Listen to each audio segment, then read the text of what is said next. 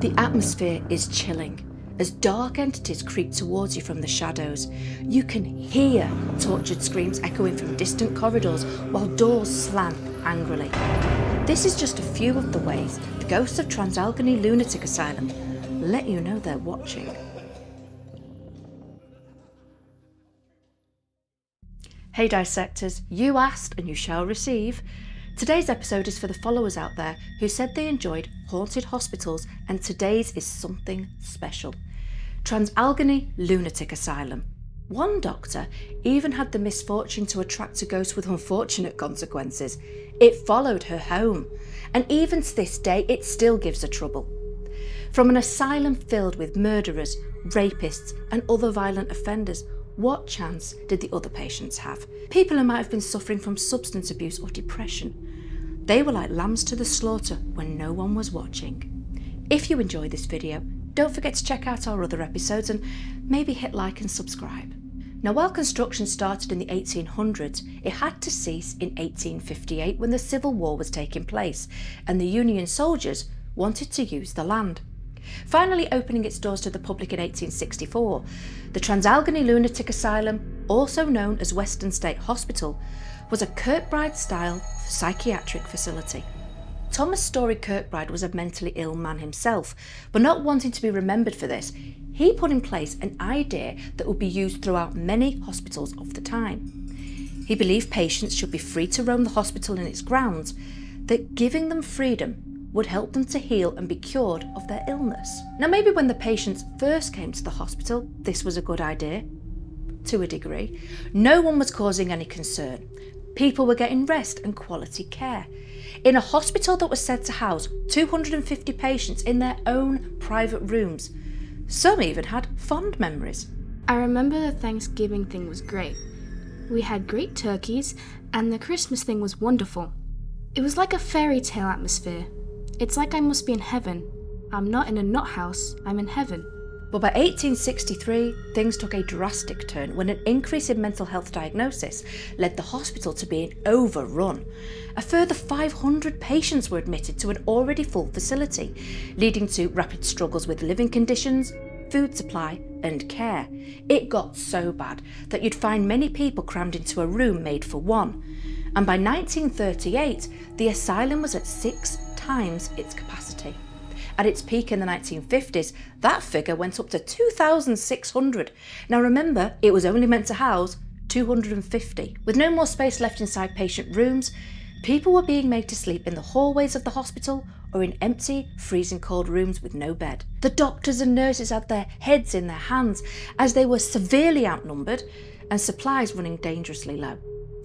To make matters worse, patients would take advantage of the situation, attacking each other and the staff. Many employees complained about being assaulted and nurses being raped. One evening, a nurse was doing her rounds but never got to finish them as she went missing. She was discovered 2 months later, rotting at the bottom of an unused staircase. Could this be the nurse called Elizabeth, who is said to roam the halls of the 3rd floor, still trying to go about her duties and take care of the other lost souls? Now that is true dedication for you. In an act of desperation, some of the more violent and mentally ill patients would be kept in cages for the protection of the other patients and staff. You see, people were diagnosed with a mental illness when often it was just a health issue, like an upset stomach, asthma, or tuberculosis. Then there were others who were admitted to the hospital for being insubordinate to their husbands or politically excited. Now think about that for a moment. That means any one of us could have ended up inside this hellhole, as who here hasn't had an argument with their partner, had a tummy ache, or felt angered over a political issue? Scary, right? What do you think would have been your reason for ending up inside this asylum? Let me know in the comments below. For me, my sassy side and dirty sense of humour certainly would not have helped my situation. One such patient is called Gladys and was admitted to the asylum after claiming she'd been raped by some Civil War soldiers. Not long after entering the facility, it was discovered she was pregnant, and while giving birth to a baby girl, she sadly died. Now, as was the way back then, if a patient gave birth to a child, the infant would stay in the hospital until the mother was released. In this case, the baby named Lily by the nurses was taken care of by them. Said to be a friendly, playful child, she died aged 9 after complications from pneumonia. But the asylum was the only home she'd ever known, and so even in death, she decided to stick around. Said to haunt the 4th floor in Ward R, Lily still likes to laugh and play games with visitors who come along. People will leave her toys and candy with surprising results, as the toys will move and the candy will disappear. Employees believe this is her way of playing with the guest. Now, if the staff thought that a patient was uncontrollable, they would often send them to the isolation cells. This was a place that the residents feared and would do anything to avoid, even taking drastic measures. One such patient sent here was a former boxer who, after being hit one too many times, was left with head injuries that left him violent and emotionless. He got so angry and frustrated in the cell that he repeatedly beat the metal door, leaving visible dents in the steel, and not stopping until the door was ripped from its hinges. After he freed himself from being closed in, he picked up the door and then handed it to a frightened nurse, only to return again to the room he tried to escape. Visitors to this area have described feeling a violent energy around them, as well as being physically attacked, with reports of being pushed and scratched. Is it any surprise then that an EVP recording also heard a voice say, "Get me out of here"?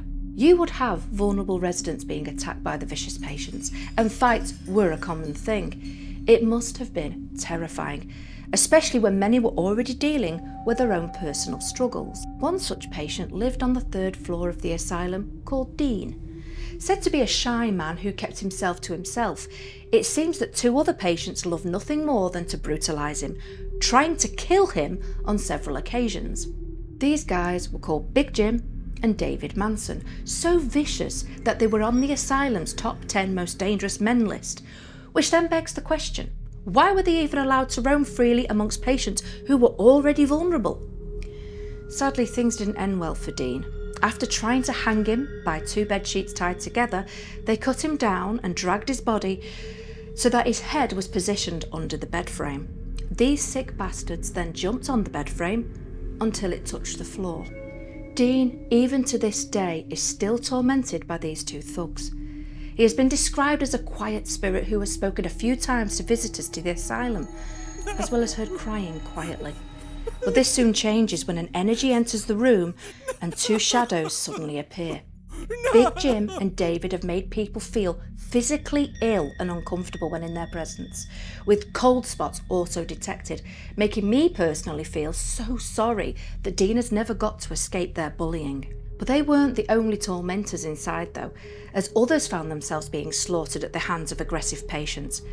I mean, let's face it, overcrowding, poor care and mental illness can be a deadly cocktail at any time. The building itself started to decay around them as no one had time to perform any maintenance, so windows were coated in mould and wallpaper peeled from the walls, almost like the asylum was taking on the dark, angry energy that resided inside its walls, looking abandoned even before it was. Doctors then came across a procedure that they figured would change the world in the mental health field. They started to perform experimental lobotomies. For those of you unfamiliar with what the procedure entails, I will explain it to you, but brace yourself, it's gross.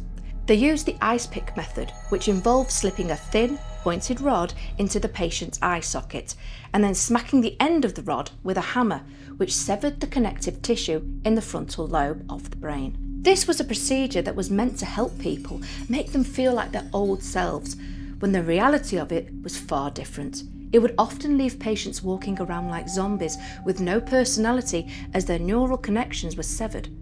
Worse still, in many cases the patient would die. Other treatments used were electroconvulsive, also known as shock therapy, as well as insulin shock therapy, which often left people in comas. A medicine that would be used to treat psychotic disorders but leave patients in a catatonic state was chlorpromazine, also known as thorazine. And another treatment used was cold water baths. This is where the temperature of the water is made freezing by adding a load of ice. But again, this only seemed to harm many of the patients, including killing one. One unfortunate guy called James ended up having a heart attack while receiving his bath treatment and is said to linger in this area, though thankfully doesn't cause any trouble. Now, some patients did manage to leave the asylum under their own power, but sadly plenty died. When this happened, the next of kin would be notified and the body released to the family. But often families didn't care, as let's face it, some patients were left inside the hospital for being an embarrassment, so why would they bother to collect the body? In this case, the deceased patient would be allotted a number and buried in the cemetery built by the hospital. There would be a simple gravestone that only said your identification number, no name or anything personal. But over time, and with how many people died inside this hellhole, many of the gravestones would be removed and repurposed, meaning that today you wouldn't stand a chance of being able to identify any of the bodies buried at the asylum. Maybe it would have been kinder to cremate them, as at least they could have been scattered and free of the place. But all of them were buried, and now lost where no one can mourn them. In 1985, the Charleston Gazette decided to expose the asylum and its practices to the public, after court-appointed inspectors found the place to be dirty and unkept. They described finding patients naked and confined to filthy wards, with bathrooms so disgusting that feces was smeared on the floors and the walls. Now, it sounds like many horrible things took place in the private spaces of the bathrooms. Should be no surprise to us then that ghostly entities linger here too. There are said to be 2 teen boys believed to have been in the asylum around the 1940s that leave cold spots in this area. Many visitors will leave them cigarettes, mints and gum as a gift to appease them. But there is another entity known as by the name Slewfoot that also haunts one of the bathrooms. He roams the upper floors of the hospital and in life was said to drag people into the bathroom where he would torture and kill them. Now, you would think that the powers that be would have cracked down on the asylum and helped with funding, upkeep, etc. But sadly that wasn't the case. By 1992, the paper did another piece stating that things were so bad at the asylum. One patient named George Edward Bodie had been attacked and killed by a fellow patient, and another named Brian Scott B had ended his own life but not been discovered for 8 days, with his body being badly decomposed. The staff at the asylum just had no control or means to take care of people who were vulnerable, and the facility was deteriorating at a fast rate. So in 1994, the hospital was forcibly closed down. Today, the asylum has been given back its originally commissioned name of Trans-Allegheny Lunatic Asylum, and they try to educate people of the treatment inside and the stories of the many patients who resided here, and some that still do. So if you decide to visit, be prepared. Guests have seen objects move on their own, banging on the walls, breaking glass, orbs and lights floating by, and these are just a few of the ways they like to tease you about their presence. The new owner, Rebecca Jordan, has described her own experiences, one being that while she showed people around the facility, an invisible hand grabbed her shoulder.